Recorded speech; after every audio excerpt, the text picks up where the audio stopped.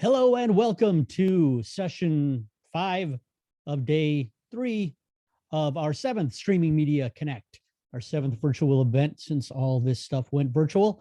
And at the beginning of every one of these events, I've said, we'll see you next time in person. But this time I'm pretty sure we will. In person in Boston in May for Streaming Media East, May 24th and 25th. You can go to streamingmedia.com/east for more information. The program's not up yet, but registration is open and the program will be up in the next couple of days. But we're in the middle of another great week of virtual panels and presentations. And I'd like to thank Bird Dog and Harmonic for sponsoring the entire week. And we've got a quick video message or two from them.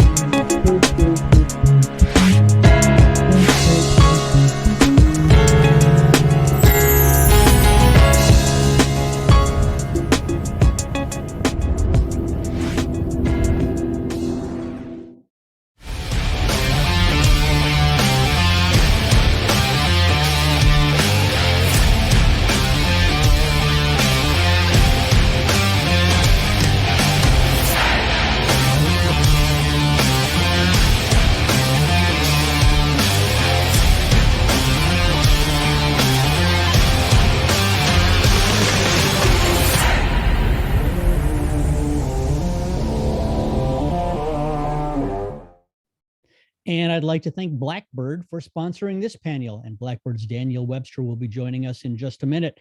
A couple of housekeeping notes. If you aren't able to see any of our sessions this week live, they'll all be available on demand soon after everything wraps up at the end of this week. If you have questions for our panel, please put them in the Q&A rather than the chat. It's just much easier for our moderator to keep track of them there.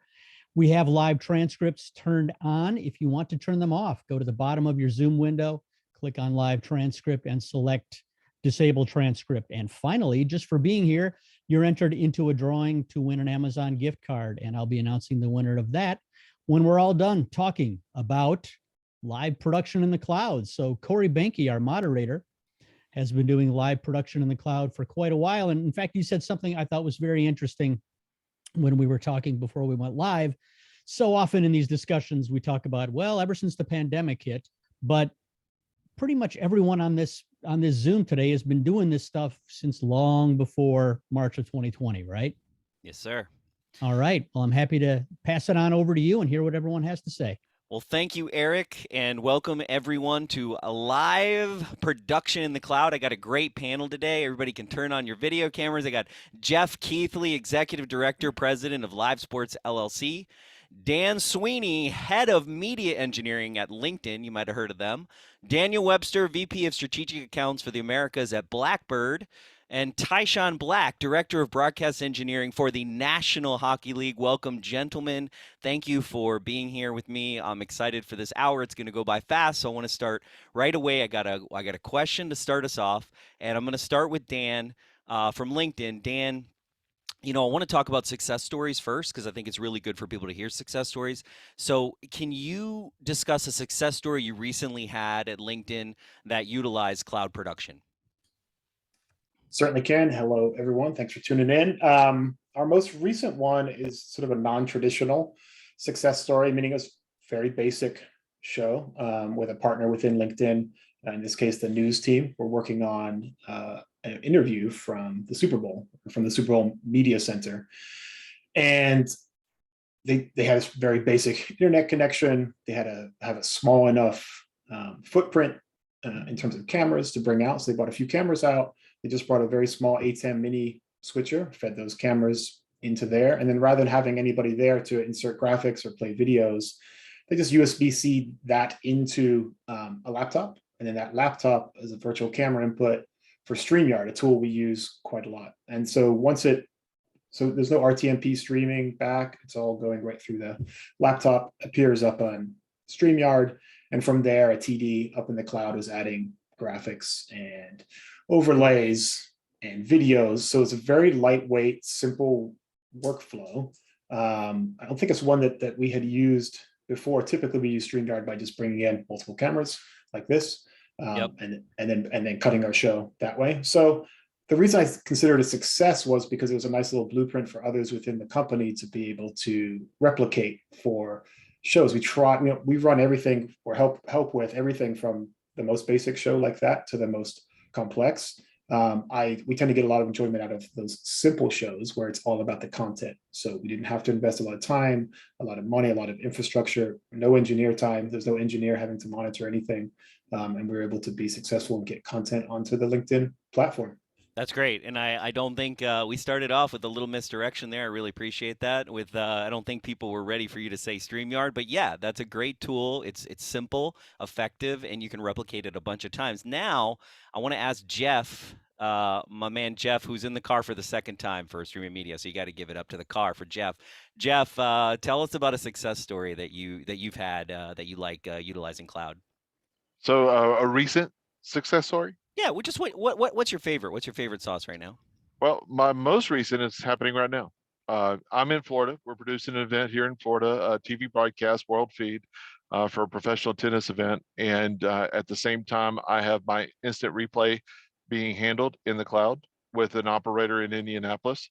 And that's being fed back down to us. And it's working right now. But we also have a crew in Texas. We have a 3-man crew at our MCR in Texas that's actually controlling one of our courts that we have here, remotely controlling the cameras and also remotely controlling the switching and the instant replay, graphics, everything. All that's being done from Texas. So through links through the cloud.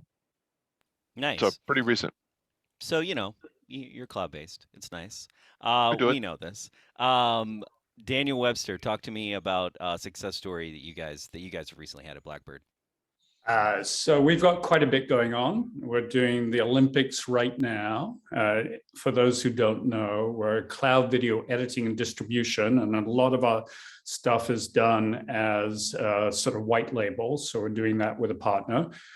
We just did some of the Super Bowl with one of our other partners, Delta Tray, and just going back a couple of days from that, worked with the NHL on the All-Star weekend out of Las Vegas. And in order to sort of talk more broadly about the sort of how we work with the National Rugby League of Australia, which is actually the most watched rugby league in the world. And what we do is we basically clip highlights really fast for them, turn them around in less than 30 seconds and distribute them to multiple sort of platforms in whatever the appropriate sort of resolution is for those particular platforms.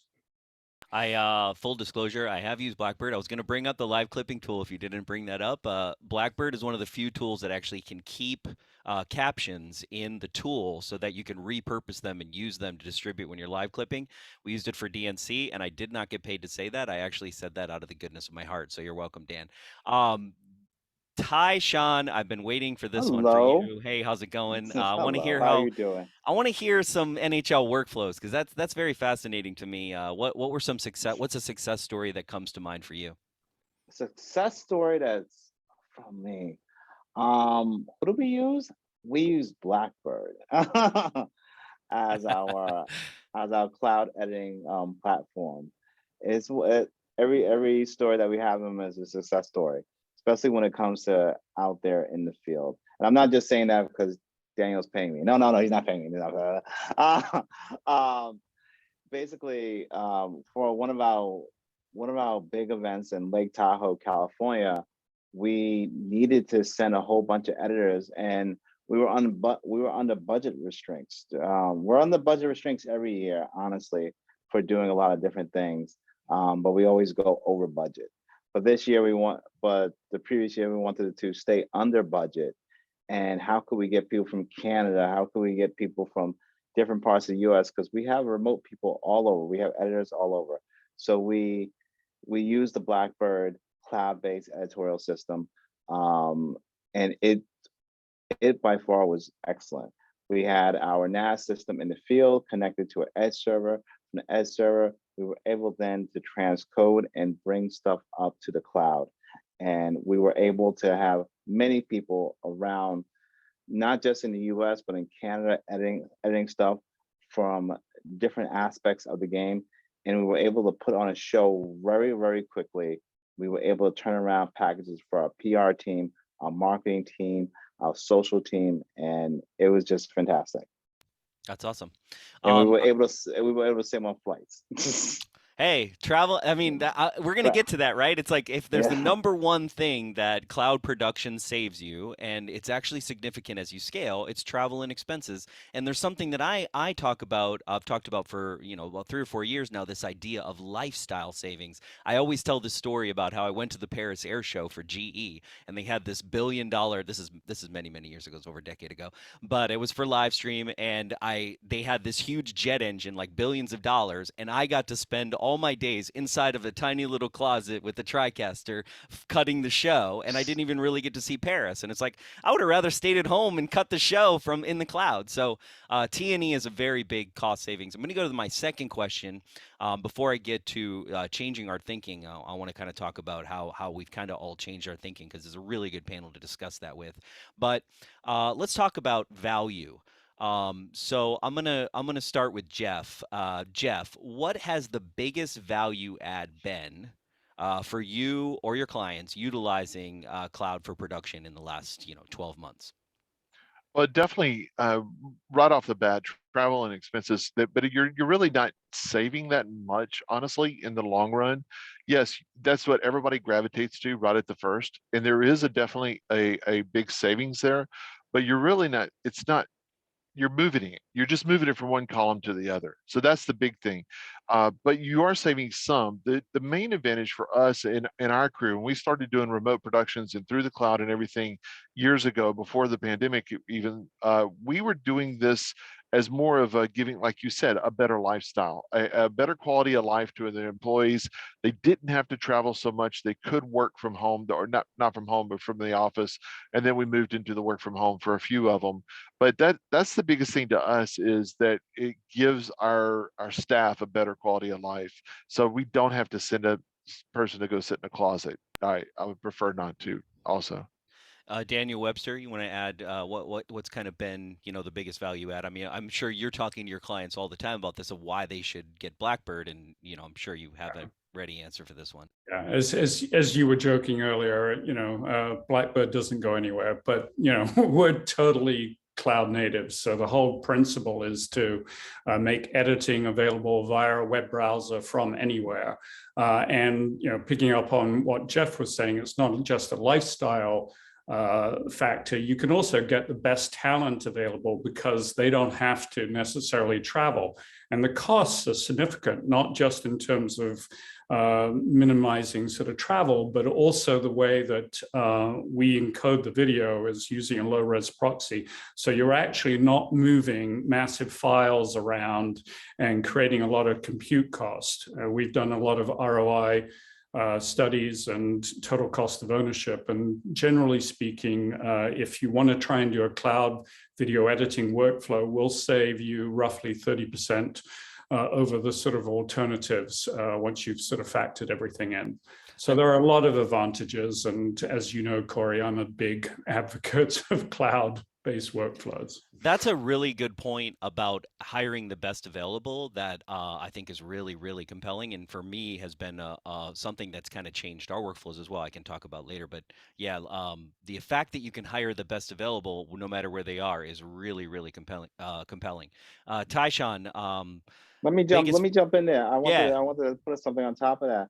I have to say, like, it is definitely important to us to hire the best and brightest. And sometimes we can't do it because we have a lot of people in Canada that we would love to bring in production. We have a lot of people from other different areas we would like to bring into production and edit. We have talent all over the country. We would just love to pick from, but just because we just can't work with them in the same way. We can't put them up in a hotel room. We now have the resource of using cloud editorial system to do so, cloud-based editorial systems to do so. So it's fantastic. But you were about to ask me a question. No, I was going to ask you, do you think that's the biggest value add? Would you agree Yes. that yeah, and Yeah. you know, to tie on to that, I did that. See what I did there? I agree 100%. There are people who are amazing at broadcast, that are amazing at editing, that are amazing at streaming, that you want on your side, that do not live in New York or Los Angeles, that maybe they want to have a baby, maybe they want to have, you know, a regular normal lifestyle, maybe they want to go ice fishing in Green Bay. That's why, you know, LiveX is in Green Bay for our remote production capabilities. But yeah, that's a huge point. Dan, biggest value add, Sweeney, for cloud for you? Yeah, I'll follow up with what other people had mentioned too. It also enlarges the pool, both within the country and internationally, and it also helps us hit. With LinkedIn, we're always working on getting a diverse pool of thought of everything that's coming into our talent pool. So that's been a huge help for us. We're not tied to the Bay Area anymore on the kind of work, at least on some of the seats that we need to fill. We've also found that we're able to do more shows, crank out more content within a day. So where before we might be setting up physical equipment and that side of things, now we have a centralized solution where we can do multiple shows. You know, whether your source is from the Super Bowl or the next source is from a space on campus, the same core folks, the same core crew can do that. Where before we tended to bring everybody into a control room to do it. So I think having that flexibility and that ability to do multiple events and multiple shows in a day has been an advantage for us. I would love to tie into that. My third question for the panel, and I 100% agree. I just want to say a small story. I want to talk about tools, because I think people are here being like, hey, what tools? We talked about StreamYard. You know, it's a smaller player tool for people to make their ease of use. I know most of this panel wants to weigh in on some tools. We have a tool called Virtual Video Control Room, a little plug there.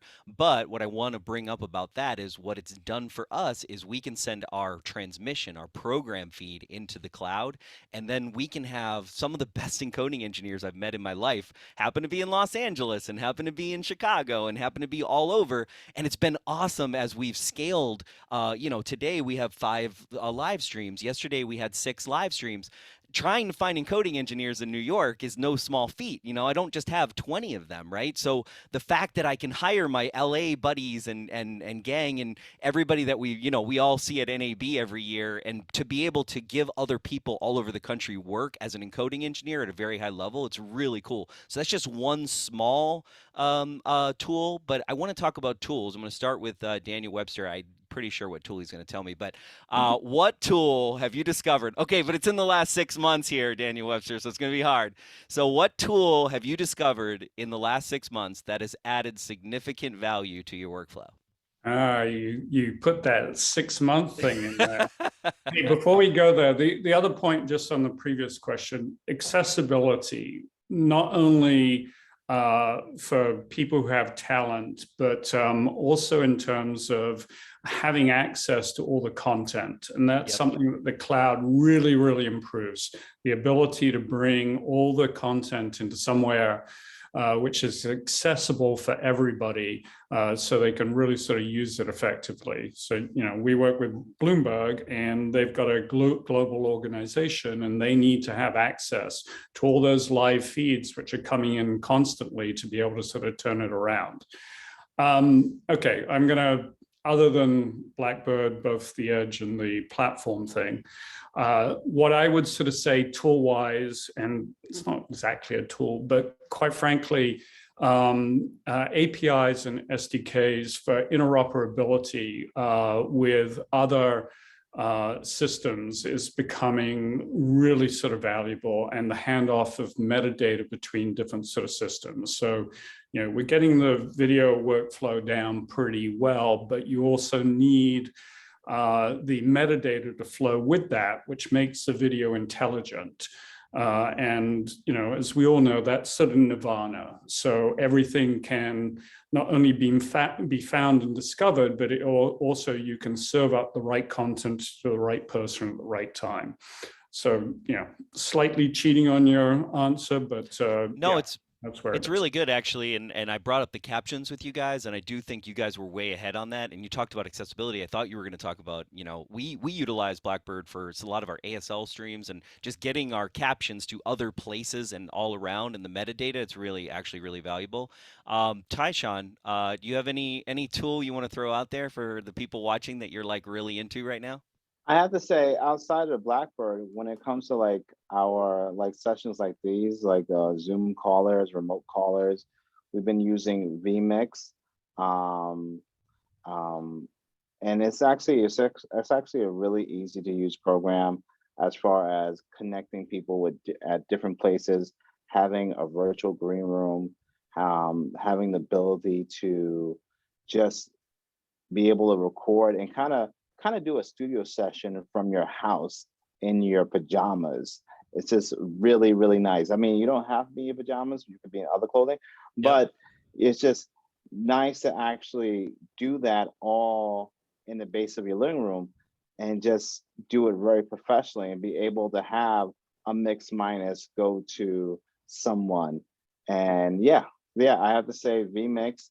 As far as my editorial system, you have to know is Blackbird, because Blackbird, I have to say, we actually at the NHL have looked at a bunch of different proprietary systems, and Blackbird has to be the fastest when it comes to transcoding with their OS on an Edge server. It actually, we compared it. It's just very, very efficient to get us up to the cloud. Nice. Are you to go back to Vmix? Are you utilizing Vmix on-prem or Vmix in the cloud? We're using Vmix on-prem. Nice. So to piggyback on what you said, we do as well. We use a ton of Vmix. I think we have like 200 Vmix licenses or something ridiculous in our company. But we use Vmix. We've always used it as like a switchblade. It's a great switchblade tool. Shout out to Vmix and the Australian developers there. We actually have in Virtual Video Control Room the ability to have Vmix in the cloud. And what's crazy about Vmix in the cloud, you do have to run it with something like Parsec or Teradici, but it's pretty amazing considering the tool was not built for the cloud. No. So I do want to plug that, but a nice plug with Vmix. Dan Sweeney, come on, I know you got it. You got a tool for me. What do you got? Well, on the captioning side, traditionally been using EEG encoders that are on-prem. I think it's Falcon is their product, where you basically send it an RTMP stream. The HD 492. Well, yes, that's the hardware, but I think it's Falcon is their service that they use that you can basically send an RTMP to, and then it'll embed 608, 708 sometimes, depending on what encoder you're using. So we've been using that again as a simpler workflow instead of having to route SDIs into EEGs. The other one that came up that kind of actually came from our partner, meaning they sort of found it and then we onboarded it, is a tool called Riverside. It's not a live tool per se, but it's for recording. For recording, and then it stores it on the machine and then uploads it. I think the story they told for that was there was a relative or a famous person on a yacht, and that's where they did their shoot, and they were on 5G or satellite or whatever it was, and that full res copy ended up back at base. So I know the teams, I don't have a lot of firsthand knowledge with that particular tool, but I know the teams really enjoy using that. So one that we use for broadcast, basically Falcon to replace the broadcast, and then more the end user using Riverside. Those are the two. That's great. It's actually interesting that you brought up Falcon. We do use the hardware encoders typically for captioning. I haven't done with Falcon, so I've written that down on my notes. So thank you, Dan. I appreciate that. Riverside also is a replacement for Millicast, because Millicast just got bought recently. I think Millicast and Riverside kind of do similar things. We also have an SRT product called Rivet, Dan, that you should check out, because you can do remote recordings with SRT with that. But I'm going to plug my stuff. Eric knows I'm going to plug my stuff. That's what I'm here for. I'm just kidding. But actually, Rivet works really well. Jeff, I know what you're going to say. About this tool, but give us a tool, Jeff. What do you got? You got tons of tools, so I know you got a bunch in your pocket. Yeah, we've got a lot of tools that we use, but since we've been playing in the cloud, without a doubt, probably one of the biggest changes was in the last year to 6 months to a year is NDI5. That's the big change. when NDI5 came along, that really opens up the floodgates to be able to bring in remote content and contributors even that much easier. Besides NDI5, the latest iteration of the VisVector Plus is what we use for video switching and producing, which is effectively a virtualized version of the TriCaster TC2 Elite. So it's a bigger tool than Vmix for those that are just starting out. It's definitely, it's more traditional in a video workflow, where Vmix is just kind of like you build your own workflow. Whereas I prefer to be in the video world. That's where I came from. That's where a lot of my operators are. They're more comfortable with that. So those two tools, and still the glue holding it together is without a doubt our Sienna engines. That's the Sienna Indie processing engine. It's the Swiss Army knife, it's the glue, it's the processing rack, it's the piece that really, everything in our clouds is what's built around it. And many of our clients are using the same tool. It's that without a doubt, with all the microservices capabilities and everything that it can do, we throw everything at it and it just keeps coming back forward, and they're continually improving it. So that's kind of our go-to. I know that's 3, I can't count to 1. That's a really good point on the NDI5. The other things I'm going to disregard. I'm just kidding. No, I like Sienna NDI. We have it. I'm just hating on it a little bit. No, NDI5. Here's the thing about NDI that I don't think a lot of people realize, that it took me. I was kind of a hater on NDI for local LAN, and it actually is pretty amazing. It's a very incredible tool actually for people to utilize, but NDI in the cloud is even more incredible. If you can, like Jeff brought up VisVector, right? LiveView now, you can do channels of NDI in the cloud. If you can get all of your stuff in one VPC and have it be NDI, you then can have it available to VisVector and have it available to Vmix in the cloud. And it's really kind of incredible how many things that you can bring into it. Now, when I say VPC, I'm obviously talking about Amazon, but you can use other cloud providers. NDI is an incredible way to utilize cloud production. We do have some questions that I see one of my buddies on here. So I got to shout it out. Dan Howes, really good encoding engineer, I think most of you on this panel know, has a question. Has remote production allowed you guys to sleep more or less? IT and AV haven't always been the best buddies in terms of collabs, so have the points of failure simply moved to a different department and less sleep or more? Ty, I'm giving it to you. You sleeping more or you sleeping less? I want to actually take apart that actual question.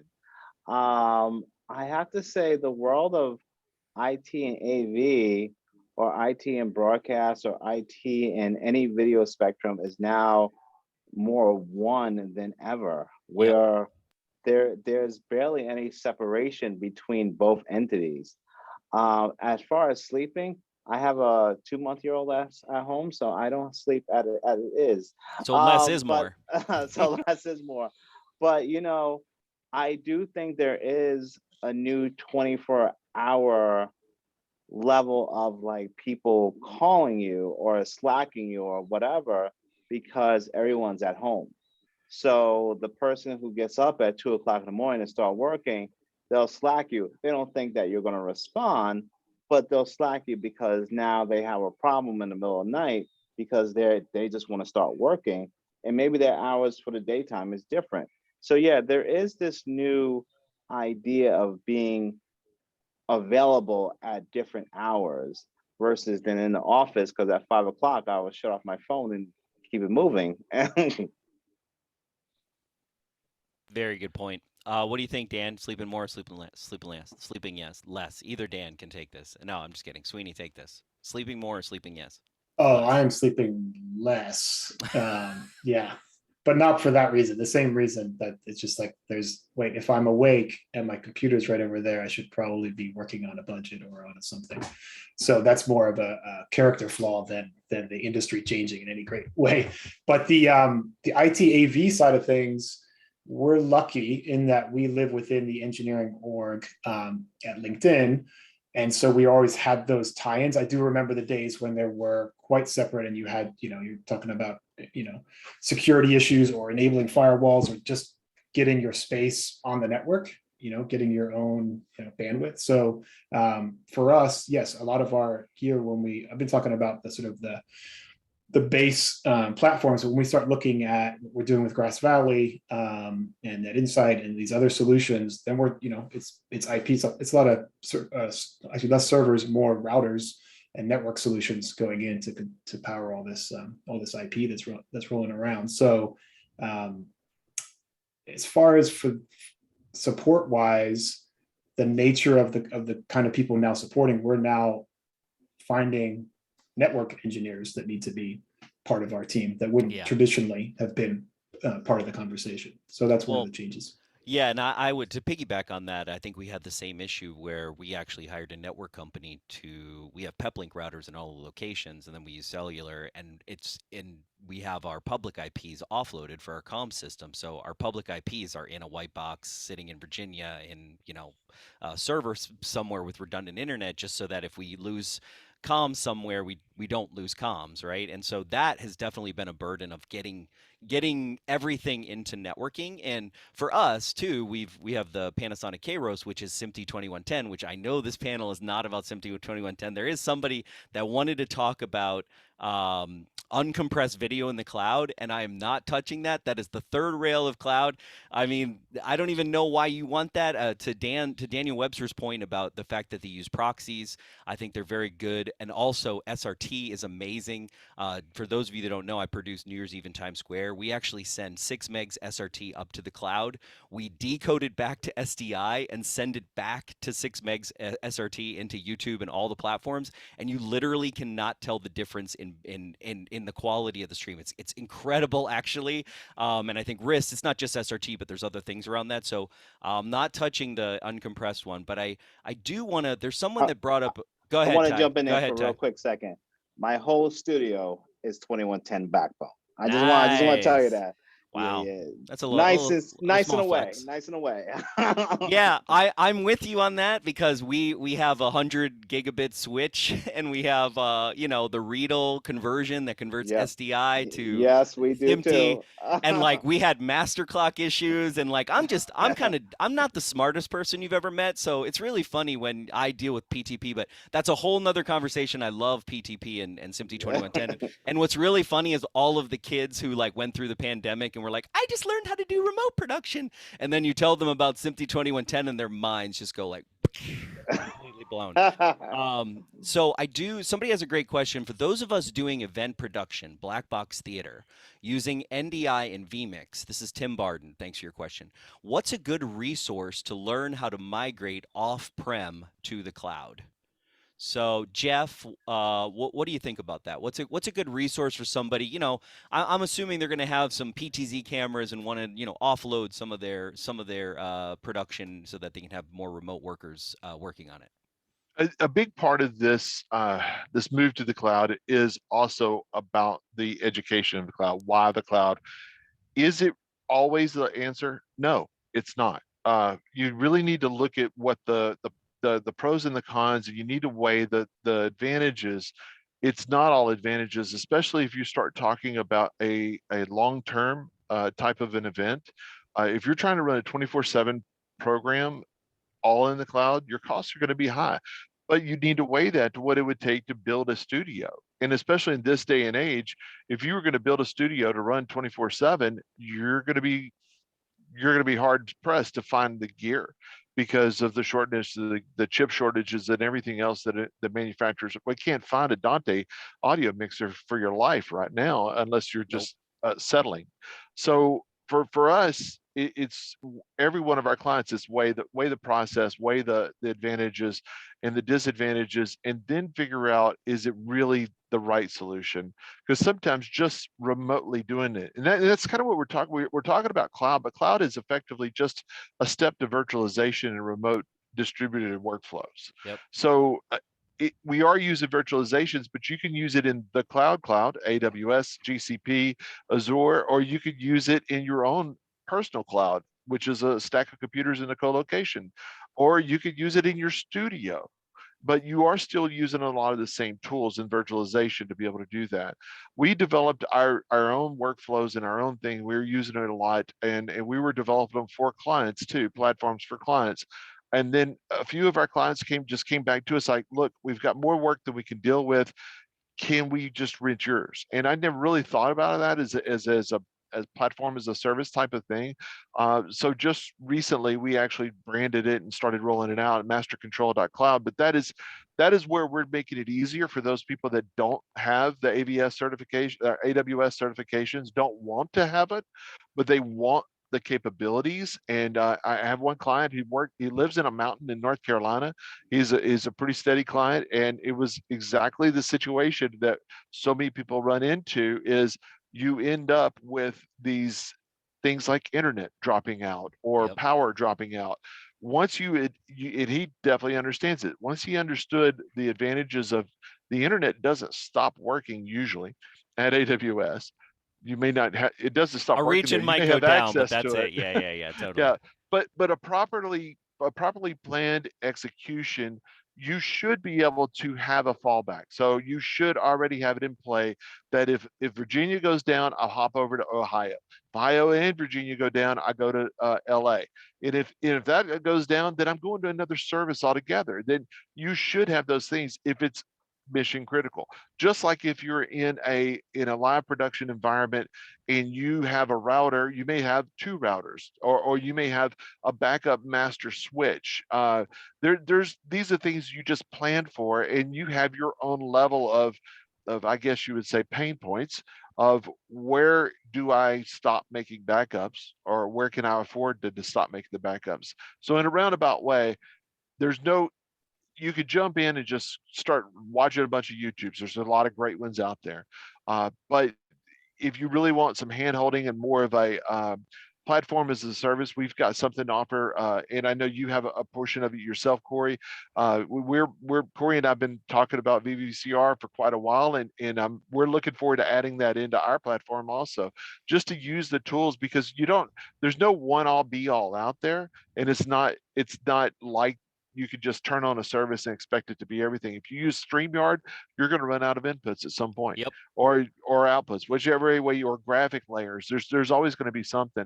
We're building and using tools that allow us to be more modular, and we can just build it to the needs of the project that we're working on. So that's kind of our goal. But that's in a nutshell, is like there's so many different ways to do this, but it may not be the best way depending on what you're trying to bring up and down. NDI 5 and the ability to uplink video through it, that's definitely a way to start if you're talking about on the lower end scale of things. But it's going to be some tinkering. And if you don't want to take the time to tinker, sometimes you have to hire other people to help you tinker. Well, and I was going to say, for that particular use case, you could literally start with OBS. You can start with OBS and doing some SRT and seeing if you can offload. Also, TeamViewer parsing into your on-prem at your theater so that you can actually control it, so you don't have to be on site. Dan Sweeney, what are your thoughts on, how did you educate yourself on cloud production, and what are some ways that you think people, well, I think they're two separate questions, right? But really, like, what are some ways you feel like, because for me, I know AWS, I'm not trying to hate on AWS, but when I first started to like spin up AMIs and like figure out VPC and security groups, holy crap, I gave myself a little bit of a headache. And so, to Jeff's point, I had to hire people. But Dan, what can you say about, people that want to educate themselves on live production in the cloud? Well, there's a great session every morning that I haven't been to in forever. What's it called, Jeff? Production hours. Yeah, production hours. It's It's a good one. It's a little bit office hours. Oh, There you office go. hours. Sorry. It's a little bit early for me, and every time I go there, I learn more than I do doing anything else. So that would be my recommendation, to look that up. I think for us, we've had a project running within LinkedIn called Studio in the Cloud for multiple years, and it affects everything from live to video capture and recording and transport and all those different parts. So we've been thinking that way for a while. We also have the challenge and opportunity to connect multiple studios around the world. So we've had our own cloud, if you will, and we obviously have large network pipes between those to allow us to do that. So the first thing we actually did when this happened was those production bots we bought from you a couple of years ago that were designed to go out to places that we weren't allowed to go to anymore. Suddenly just were plugged into our control rooms and just we simplified the show, and we simplified that. So we kind of built our own cloud, if you will, there by popping those are Vmix based for those not aware. And we just put all our inputs into that. And because we're only having like one person remote in instead of somebody going in to connect to the switcher and to the Dreamcatcher and to sort of all these different devices, we simplified that way. But as far as a resource, I think these kind of conversations, I always learn a lot just in this conversation. And so anywhere where there's that opportunity, so any of the streaming media outlets, and I think that morning session has been super useful. Great. Ty, any thoughts on how you educated yourself, or how you kind of educate yourself, or where people can go to do that? I think it's a great question, actually, because I think even for those of us that are so myself, quote unquote, expert, where the hell do we go to figure stuff out sometimes besides calling Jeff and Dan and, Daniel? It is a very good question. And honestly, it's a question that a lot of people in the industry try to figure out. And it's not just cloud storage, it's just like any type of new technology, any type of technology at all. Obviously, you do the research online, but I have to say, you look at a company's profile and you talk to someone you may know over there. You may connect with them over LinkedIn. Blackbird, I know very well because of my colleagues at A&E, and I know other teams using it as well. So I could reach out to them as a resource and find out how they're using it and how they're utilizing it. But when it comes to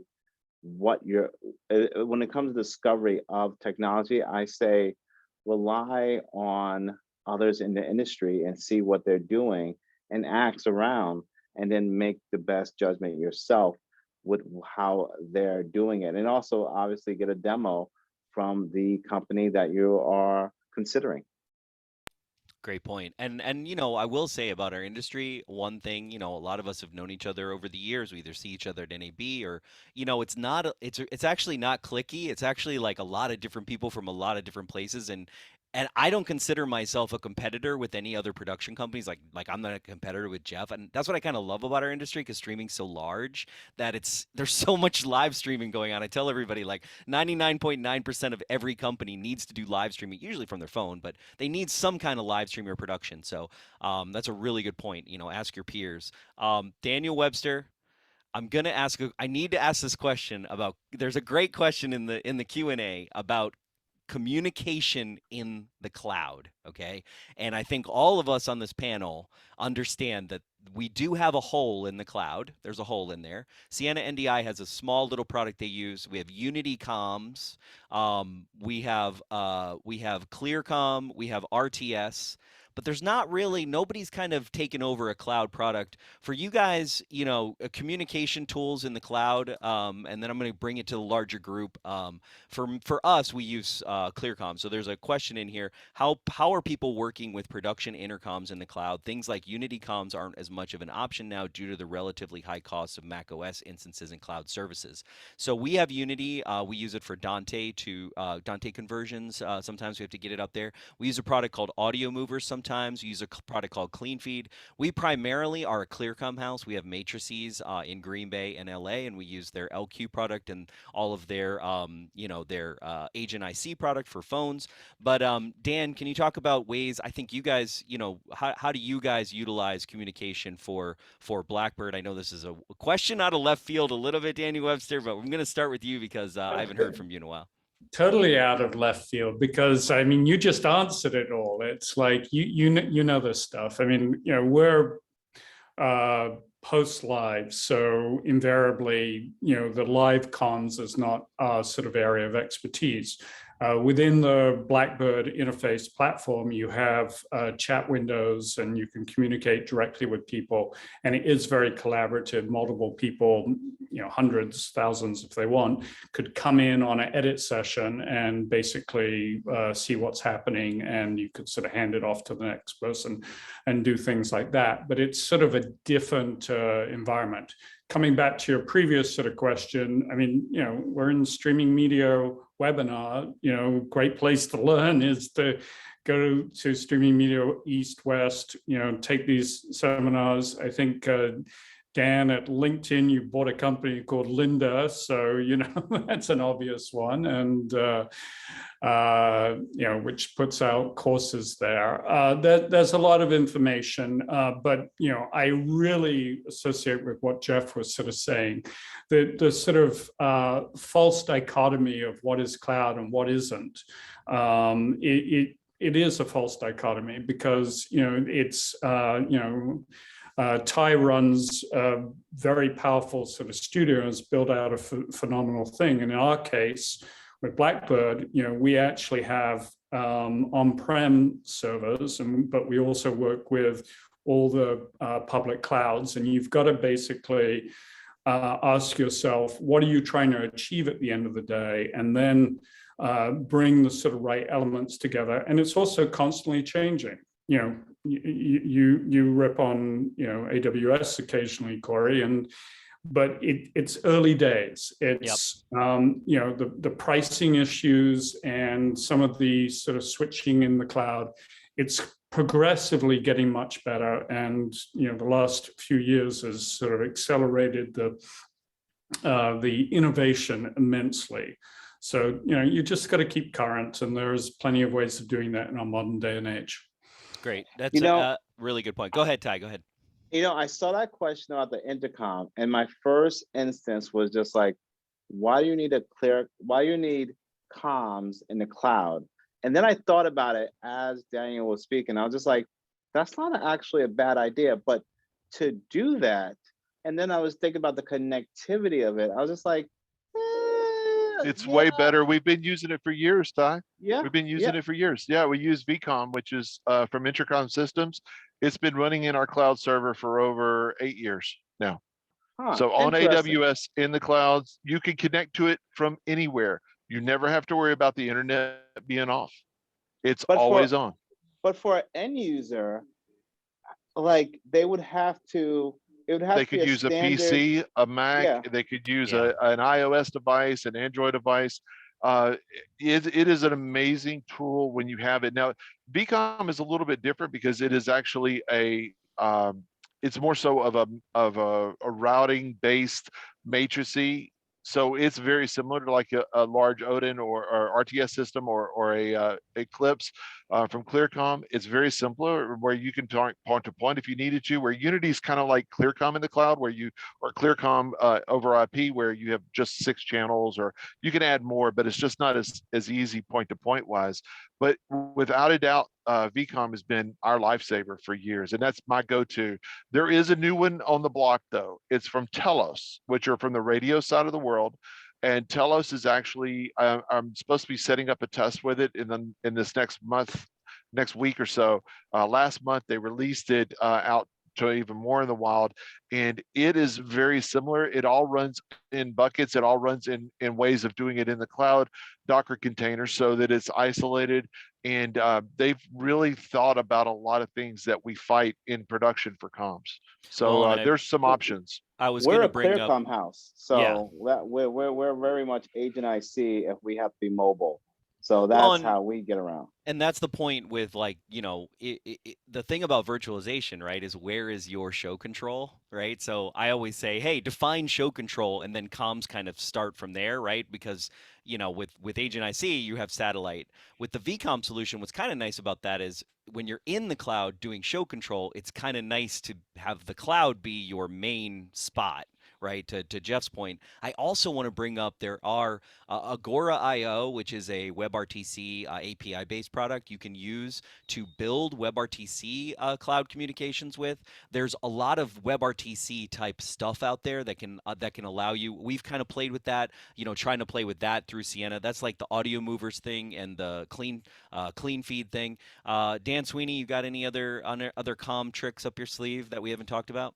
We use Unity now, and we tie that into the Reader systems we have. But the Telos just came up this week, and I think hoping I'm going to get in front of Jeff for the demo that we have a demo coming too. So that'd be the first time ever that I'm ahead of Jeff on anything, but might be the case. I don't know anything about it. I'm looking at their website now, but I do remember it coming up from the engineers were setting up a demo around it. So that does seem to be the new latest and greatest one, and it's invaluable with any kind of dispersed crew, whether you are on iOS, although or laptop or wherever you may be, as long as you've got a connection. It's been huge for us. And somebody in the chat brought up Discord, which I want to say too. That's one of those Mm-hmm. side ways to get there. But you know what? If it works for you, it can work. And we've used Discord for some productions where the client actually requested Discord because players were Same using here. Discord. Same So here, that, and I told him exactly the same thing I'd tell anybody that suggests this. Like, use it once, and then I'll show you a real comm system, and they'll never go back. you know, I was Yeah. gonna ban you for the San Andy comment. So you're on close ground, sir. All right, Which also does have an intercom module too. So just it does. FYI. It uses Yeah. this thing called Mumble, which was created like 30 years ago, which is actually pretty cool, actually. Mhm. So I have a little bit of time here, and I want to talk about challenges, and I want everybody to be able to weigh in. And just full disclosure for me, I've always been a cloud brat, meaning like I've been no, I don't want to use cloud. So there are challenges, right? So my question, and I'm going to start with Daniel Webster. What do you see as the main challenge in you or your customers adopting your cloud-based solution over on-prem workflows? Sizing appropriately for whatever you're trying to sort of do. That, as has been sort of brought up by you and also by Jeff, there are instances where an on-prem workflow is going to be more cost-effective just because of the amount of video that you're sort of moving around and the storage sort of required for that. But if it's a moving target. So as I said earlier, the cloud is evolving really sort of quickly. So you've very clearly got to get a foot in there and begin to sort of learn it in a very sort of hands-on kind of way. But you also have to have, I think, a migration sort of strategy over time. And so that's why, probably putting in place a sort of phased approach where you have a hybrid sort of workflow makes a lot of sense. So architecting that and sizing it at the appropriate time, and quite frankly, being flexible. So not only do you have redundancy, which Jeff was, speaking about, but also from, quite frankly, a very practical reason of beating down, I'm sorry to say this as a vendor, you want to be able to play, Google off against AWS and, Azure and everything, and know that those, you have those various sort of different options. I'm not sure if I totally answered it, but there's a lot of challenge.